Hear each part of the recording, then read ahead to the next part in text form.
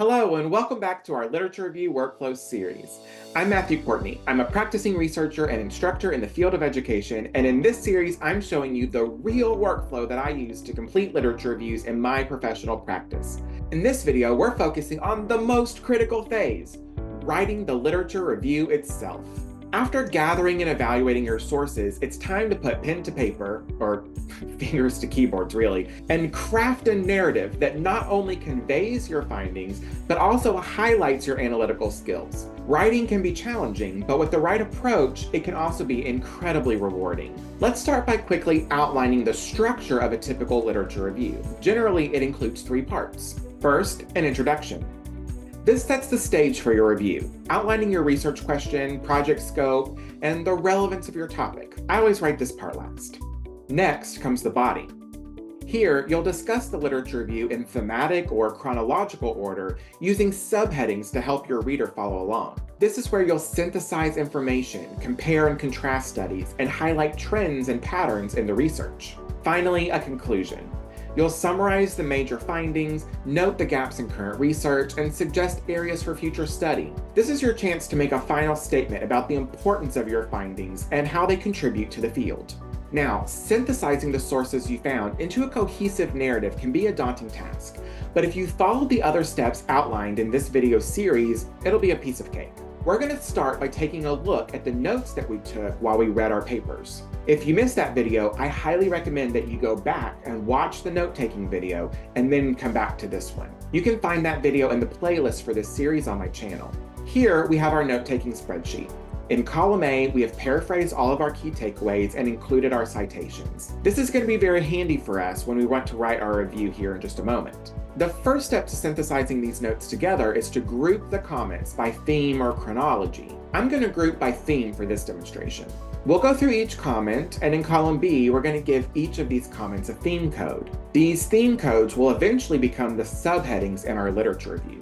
So here we have a hypothetical listing of 20 statements. These do not represent real papers, they're just for demonstration. As you can see, I've already gone through and placed the theme codes in column B. There are three themes in this note-taking sheet: phonics, technology, and parental involvement. I'm going to apply a filter here and then select the first theme, phonics. This becomes our first subheading, and the comments we've written in our notes become the body of text under that subheading. I'm going to copy and paste these sentences over into my working document and wordsmith them together into a paragraph. The final product ends up looking something like this.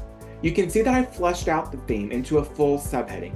Each sentence can still be found in my new paragraph, but the language has been smoothed out, appropriate connectors have been added, and it now reads like a narrative statement instead of a list of facts. All of my citations are also still available and have been worked into the appropriate spots. If I were preparing this literature review for a research presentation or a poster session, it would look a little different, something like this.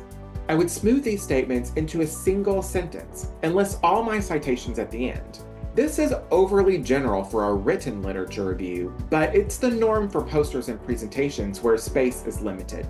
As you build out the body of your review, you're going to repeat this process for each theme in your note-taking document. It's important that you weave your notes together into a fluent paragraph that's easy for your reader to comprehend. Writing effectively is key to ensuring that your literature review is clear and engaging. So here are a few reminders.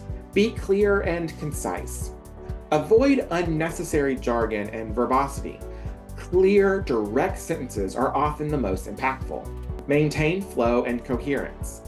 Transition smoothly between sections and ideas. Use linking words and phrases to help guide the reader through your arguments.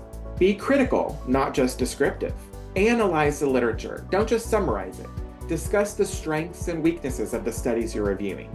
Once the body of your review is complete, it's time to write your introduction and conclusion statements. I always do the conclusion next. Here's where we're going to summarize what we've just written and tell the reader briefly why it matters. We're also going to transition to other parts of our paper by setting up the methodology section. Once a conclusion is complete, go back to the top and craft your introduction. Here you'll introduce the point of your review by briefly discussing your question and setting up the themes you're going to discuss. Be succinct and direct in your introduction and conclusion.